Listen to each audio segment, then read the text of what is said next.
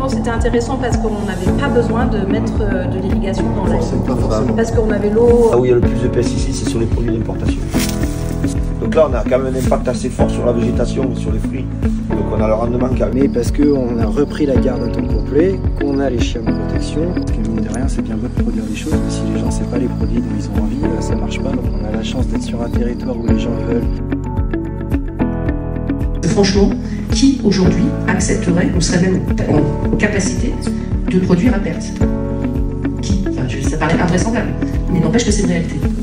D'être certain que ce qu'on mange, c'est vraiment ce qui est écrit en gros sur l'étiquette et pas forcément lire la toute petite police en 1 mm.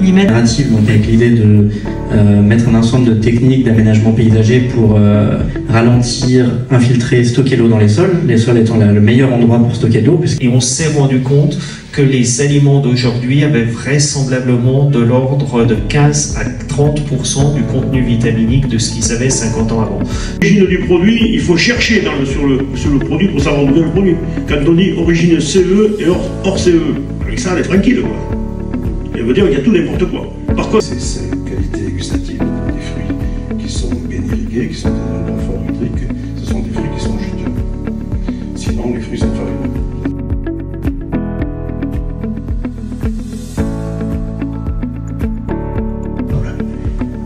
Je voudrais que la société ait changé par rapport à ce que j'ai dit. Il y a deux choses qui me semblent importantes.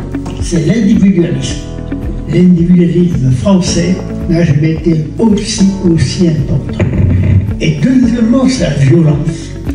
Quand on lit le journal tous les jours, dans l'entrevue des Ardèches, on voit ce qui se passe. Et plusieurs maires m'ont dit, on passait dans ce genre de lait, nous quand on recevait et peut-être on était pour. Mais enfin, souvent, ils venaient faire des propositions, poser des questions. Enfin, globalement, ça se passait bien. Et souvent, de plus en plus, surtout dans les zones urbaines, les gens viennent pour répéter, pour aller et pour donner.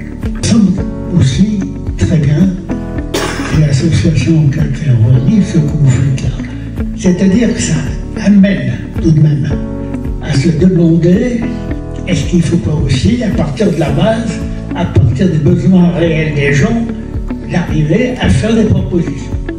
C'est vrai que c'est difficile dans le contexte dont je viens de parler, mais pour moi, ça me semble un point capital pour la démocratie.